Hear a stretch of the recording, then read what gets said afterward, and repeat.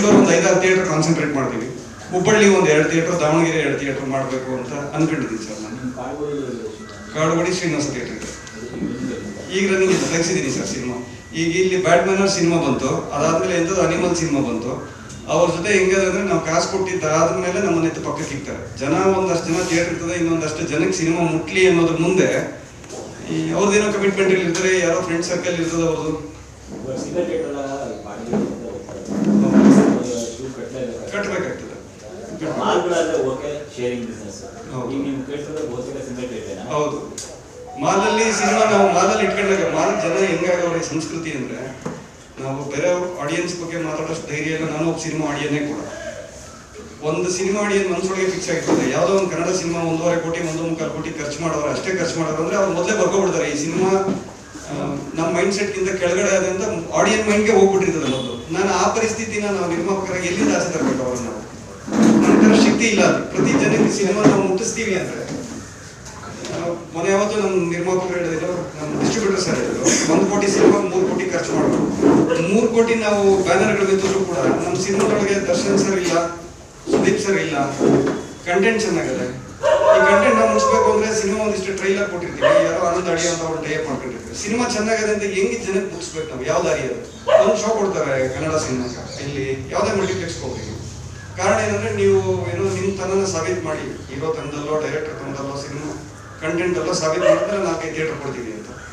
Busy schedule ಒಳಗೆ ಜನ ಆಡಿಯನ್ಗೂ ಅವ್ರು ನಿಗದಿ ಅವ್ರೆ, ನಾವು ಇವ್ರದೇ ಸಿನಿಮಾ ನೋಡ್ಬೇಕು, ಮನೆಯಿಂದ ಎದ್ದು ಬರೋವಾಗೆ ನಾನು ಇಂಥ ಸಿನಿಮಾಗೆ ಹೋಗ್ಬೇಕು ಅಂದಾಗ ನಾನು ಮುಗಿಸೋದು ಹೆಂಗಂದ್ರೆ 1 ತಿಂಗಳು ಟೈಮು ಬೇಕಾಗಿದೆ. ನನಗೆ ಬೇಕಾಗಿದೆ 1 ತಿಂಗಳು ಟೈಮ್. ಸತ್ಯ ಮಾತಾಡ್ತೀನಿ ನಾನು. ನಿಮ್ಮ ಮಾತು ಒಂದಷ್ಟು ಜನಕ್ಕೆ ಮುಟ್ಟದೆ ಸಿನಿಮಾ. ಮುಟ್ಟಿರೋದ್ರ ಮಧ್ಯೆ ದೊಡ್ಡ ಸಿನಿಮಾಗಳ ಮಧ್ಯೆ ಸಜ್ಜು ಗುಜ್ಜಾಗಿದ್ದೀವಿ ನಾವು. ಒಂದಿಷ್ಟು ಬೇಕಲ್ಲಿ ಸರಿ ಮಾಡ್ತಿದ್ದೀವಿ, ಮತ್ತೆ ಬ್ಯಾಕ್ ಟು ದ ಥಿಯೇಟರ್ಸ್. ದಯಮಾಡಿ ನಿಮ್ಮ ಸಹಕಾರ ಮಾಡಿದ್ದೆ. ಕನ್ನಡ ಗೊತ್ತಿಲ್ಲ ಸಿನಿಮಾ ಮಾಡಿದ್ದೆ. ಕನ್ನಡ ಗೊತ್ತಿಲ್ಲ ಸಿನಿಮಾ ಮಾಡಿದ್ದ 1 ತಿಂಗಳ ಕರೋನಾ ಪರಿಸ್ಥಿತಿನ ಎದುರಿಸಿದ್ವಿ. ಒಂದು ಸಿನಿಮಾ ತಂಡ ಆದಾಗ ಒಂದು ಕುಟುಂಬ ಅಂತ ಇರ್ತದೆ, ಒಂದಷ್ಟು ಬೇಡ, ರೈಟ್, ಓಕೆ, ಆಗಿತ್ತು. ಬಟ್ ನನಗೆ ದೊಡ್ಡ ಹೋಪ್ಸು ಕನ್ನಡ ಗೊತ್ತಿಲ್ಲ ಸಿನಿಮಾ ಮೇಲೆ ಇರಲಿಲ್ಲ. ಹೌದು, ಈ ಸಿನಿಮಾ ರೆಡಿ ಇದ್ವಿ.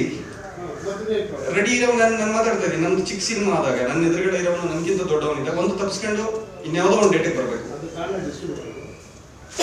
ನಾನು ಯಾರನ್ನೂ ಆರೋಪ ಮಾಡಕ್ಕೆ ರೆಡಿ ಇಲ್ಲ. ನನ್ನ ಮೇಲೆ ನಾನು ತಗೋತೀನಿ ಆರೋಪ, ವೇಸ್ಟ್ ಆಗಲ್ಲ. ನನ್ನ ಮೇಲೆ ನಾನು ತಪ್ಪು ತಗೊಂಡಿರೋದಕ್ಕೆ ಇನ್ನೊಂದಷ್ಟು ದಿನ ನನ್ನ ಗಾಯಗಳನ್ನು ಸರಿ ಮಾಡಿ ಥಿಯೇಟರ್ ಮುಂದೆ ಬರ್ತೀನಿ, ನಿಮ್ಮ ಮುಂದೆ ಹೋಗ್ತಾ ಇದ್ದೀನಿ. ಇಲ್ಲ, ಇಲ್ಲೇ ಕಲಿತೀನಿ. ನೀವು ಸಹಕಾರ ಬೇಕು, ನಿಮ್ ಜೊತೆ ನಿಮ್ ಸಹಕಾರ ಬೇಕು.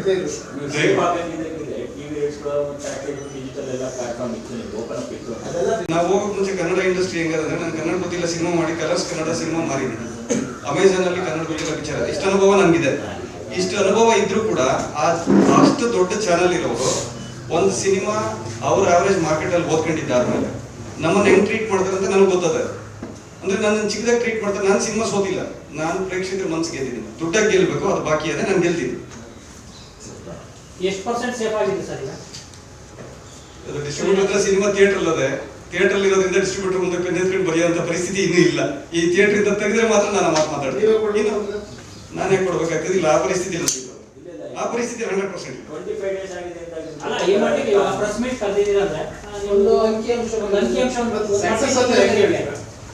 ಸರ್. ನಾನು ಮೊದಲು ಮಾತಾಡುವಾಗ ಸಿನಿಮಾ ಅಂದ್ರೆ ದುಡ್ಡು ತಂದು ಕಾರ್ ತಗೊಂಡ್ರೆ ಕಾರ್ ಆಗ್ತದೆ. ಸಿನಿಮಾ ನೋಡಿದ್ದೀನಿ ಸರ್. ಆನಂದ್ ಅಡಿಯೋದಲ್ಲಿ ನಾನು ರೈಟ್ಸ್ ಮಾಡಿದ್ದೀನಿ, ಒಂದಿಷ್ಟು ದುಡ್ಡು ನೋಡಿದ್ದೀನಿ. ಅದಾದ್ಮೇಲೆ ಇನ್ನು ಬೇರೆ ದುಡ್ಡು ಇಸ್ಕೊಳ್ಳೋದು ನನಗೆ ಗೊತ್ತು.